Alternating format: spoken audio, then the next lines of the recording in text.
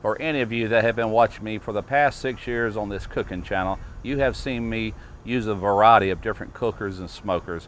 Anything from ceramic cookers. I've owned 3 different ceramic cookers, Weber grills, offset smokers, insulated cabinet smokers, electric smokers, hibachi type grills, just a host of different grills. But the one thing I've never had, and I kind of did that on purpose, I wasn't sure if I really wanted to go there, and I'm referring to a pellet grill slash smoker. They'll do both.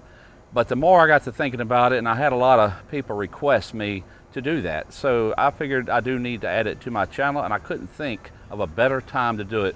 We are experiencing 114 degree heat index today, actually all weekend under heat advisories, and if this grill does what I think it's going to do, I'm going to be able to turn it on, set it, walk away from it, go back inside where it's nice and cool until it's ready. So we're going to get started. I'm going to show you a comparison between the Woodwind made by Camp Chef. I'm going to show you 2 models, an older model and the brand new model, and show you all the changes on it. Welcome back to Smoky Ribs. I'm Russ Jones. Today has been very hectic trying to get a video put together. You'll probably hear a weed eater out in the distance. He's 2 doors down. This guy, I don't know if he just moved in or what, but the grass is like 2.5, 3 foot tall. He's out there at one of these weed eaters chopping it down. But earlier, I couldn't come out here because the Blue Angels are in town and they're doing an air show all weekend. They did it Saturday and again today's Sunday, and they have been buzzing the top of my house, flying real low, just really loud. But I tell you what, I really enjoyed that. That was fun to watch. So I think we're good to go. You might hear some wind. The wind's been picking up today. And of course you got Mr. Weed Eater over there, but we're gonna give it our best shot.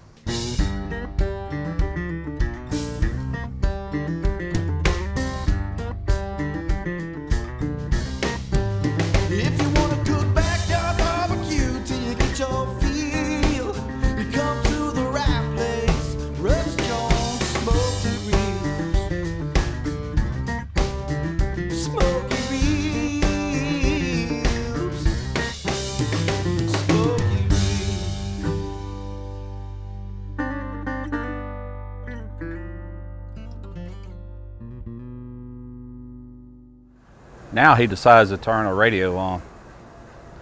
Okay, let's get started with this. What I'm going to show you first is the Woodwind, the older style. And we're going to start right here with the fire pot. So this fire pot looks about like any other fire pot on any other pellet grill slash smoker. But the one thing that Camp Chef does, which is very ingenious, right below this pot, there is a catch cup.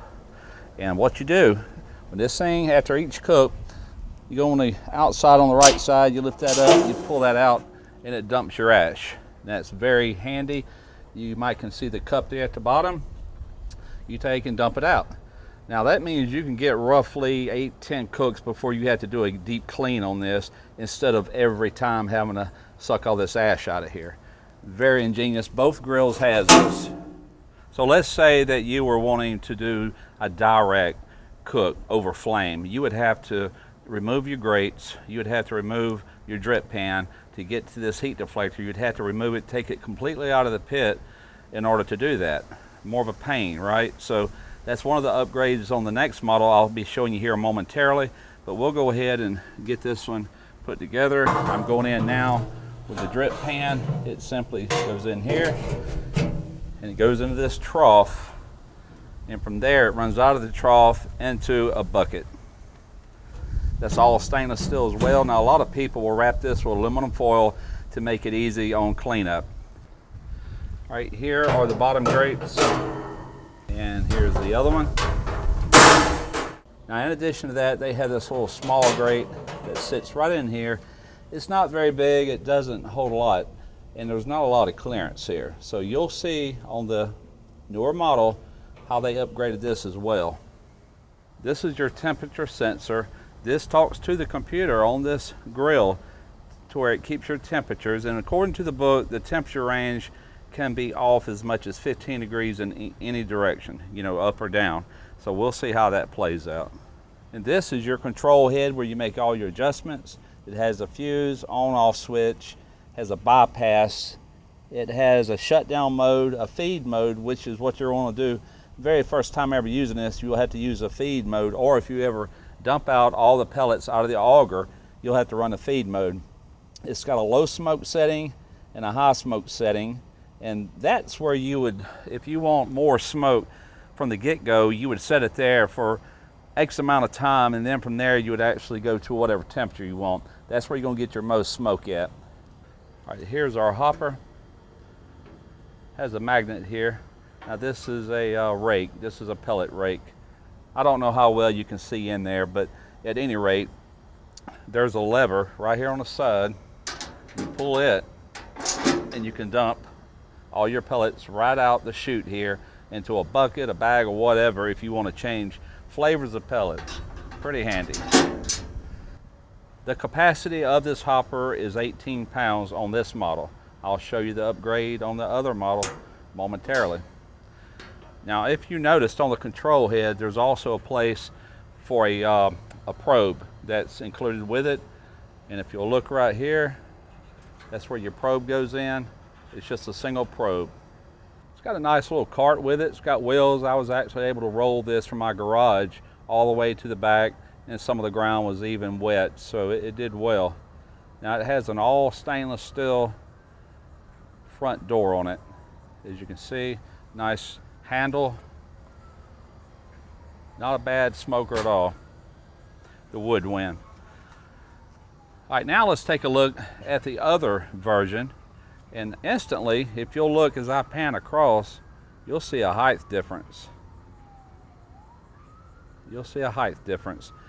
The newer version is 3 inches taller, and the reason being, I'll show you right now. If you notice, there's quite a bit more height here. Plus, there's an extra shelf. It's got a whole different rack system here. Now, you can really pile on some meat on your upper rack as well as your lower rack. And it has 2 height adjustments. There's not much difference between them, but they are there. Take a look at the drip pan on this one, quite a bit different. See how you have all your perforations in here, but it's knurled in such a way, and it's got such a slope to where your drippings are not going to go in through here. And this is strictly for that flame broiling ability that this unit has versus the older model. Now, you could wrap this with foil, you know, if you wasn't going to be using that particular function, but even if you did, you could probably go ahead and wrap it and go in here with a knife and just cut your slots back out. It's just to let your flames come through. First glance, this looks just like the other grill as far as the heat deflector. There's your trough for the pan that we just removed. There's a big major difference on this, and it's total convenience. All you got to do is pull this. Instantly, you have open flame. They refer to this as their sliding grill technology. All right, so take a look at this hopper. This hopper has a 22-pound capacity, has a bottle opener, and it's got this window in it to where you can actually see the level of your pellets in a glance. Yeah, sure, you can always open the lid and see where you're at, but this is just look, and there it is. Now, there are some other upgrades that they really don't mention so much in their literature. One of them is this stainless steel handle. Stainless steel hinges. This is the handle on the previous model. And if you look at these hinges on the older model, these are just painted steel, not near as heavy as the other ones. Now, on the older model of the Woodwind, it comes with this little side table just to set seasonings, whatever you need there. All right, now here is a very, very sweet addition to this Woodwind SG. This is the Seer box. Cast iron grate. This has raised ribs to produce grill marks. Under it, you have an infrared screen that produces flavor. As things drip off and hit that screen, it's going to fuse back into your meat, giving you some awesome flavor. This is a really good upgrade, in my opinion. And right here is the grease pan. That would slide all the way out. You would dump it, it goes right back in for easy cleanup. And unlike the older model, instead of one, this has 2 temperature probes. That's just to monitor the internal temperature of your meats. 2 is always better than 1, right? All right, another difference that I noticed that wasn't in the literature is the paint job. This has more of a flat paint on it. Looks good, I like that. And I don't know how well you can see that, but that's more of a black gloss, and it has like a rigid texture in it. Nothing wrong with it. I like both of them, but I do prefer that flat black. All right, we have just got fired up. Now, I did what the manufacturer said in the instructions. I put it on feed, and I waited until I could hear them hitting the fire pot. And once I heard that, I went ahead and rolled it all the way up to 350. I waited for smoke. We got smoke. We're going to close the lid and let this build up heat. We're going to let this run roughly 30 minutes. Then meanwhile, I'm going inside and we're going to prep some chicken wings. So I've been sitting out here just watching this temperature on this thing in the burn-in mode. And what I've discovered and what the booklet meant by 15 degrees, what this thing does is real similar to a kitchen oven, whether it's electric or gas. You have a thermostat in your ovens, which once it achieves that temperature, it usually shuts the electrical current off or the gas, depending on whatever it is you're using.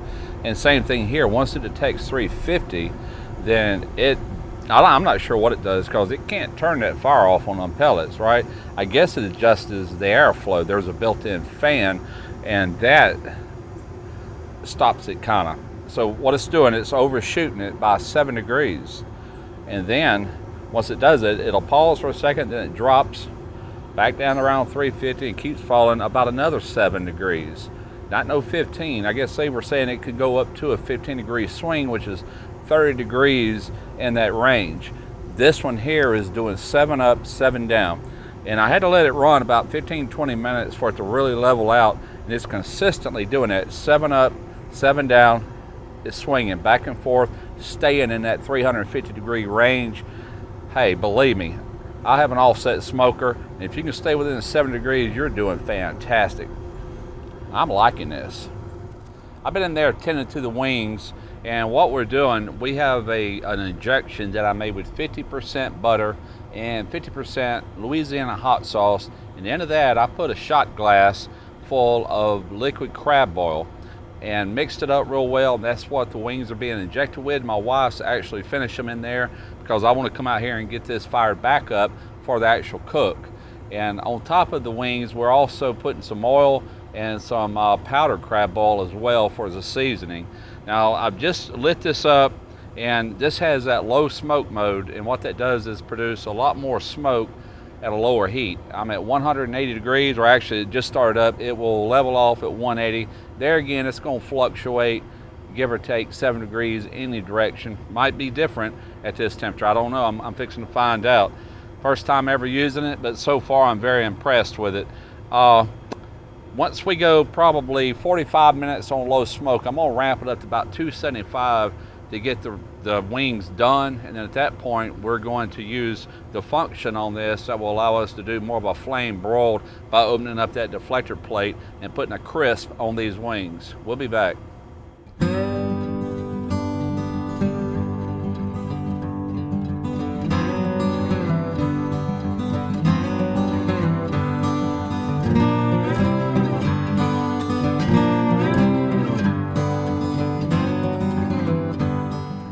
All right, I'm gonna go ahead and put my first batch of wings on here. We're gonna lay them here on the bottom. I've got another batch, and then we're gonna utilize the top rack as well. Closing her up. All right, let's take a peek in here. I've already went through the low smoke, 45 minutes on that. Got all the wings in here. These wings are seasoned with something different. The wife did these. That's for the grandkids that are here. These are the Gulf Coast style crab boil wings that I just can't wait to try. And what I've done is after the low smoke, I went ahead and cranked it up to 325 instead of 275 because it's getting late. We're only probably around 30 minutes from being dark, and I want to hurry up and get these done. And I'll bring you back once we're getting real close to that. I have removed all the wings. Gonna give this grate a real quick brush. I have fired this thing all the way up, which is 500 degrees. That's grilling mode. I've opened the deflector plate, which is that slide and grill technology that we talked about earlier. And you can see the flame, and it is piping hot. So what we're going to do, some of these wings actually don't need it. They got a crispy skin just from cooking at 325 degrees. But the ones up top, they were protected from the ones underneath. They're done, they're completely done. They just need some color on them. So we're going to do these to start with. And there is a few on the bottom that need it as well. So I'm just going to sit here and rotate these as needed, as necessary. When I get through this batch, I'm going to put another batch on, and I'll meet y'all here in a little bit, and we're going to do a taste test on these wings.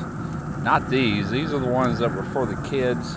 I'm not even sure what she seasoned those with, but we're going to do a taste test on the Gulf Coast style wings and see what we think. See if I come up with something there.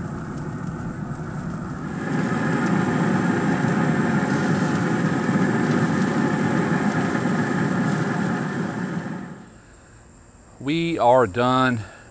The wings are done. They look beautiful. Let's see if we can focus in on that. Nice color, still plump, not dried out. I added a little green scallion on top of these as well. Let's give it a try. Man, these are good. These are really good. Great flavor. I'm going back in with a little bit of that remoulade sauce.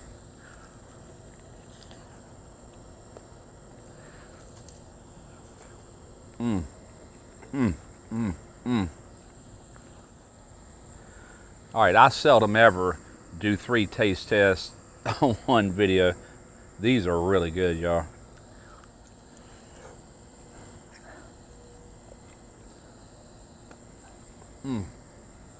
Man, I could eat a bucket full of those. God, that's good.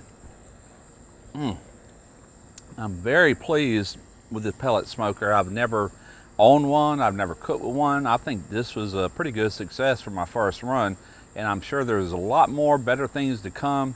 And the heat out here that we're experiencing had everything to do with me wanting a pellet smoker, because I'm here to tell you right now, just a thought of tending to wood on an offset or even a Weber kettle or anything like that is just like dread, you know.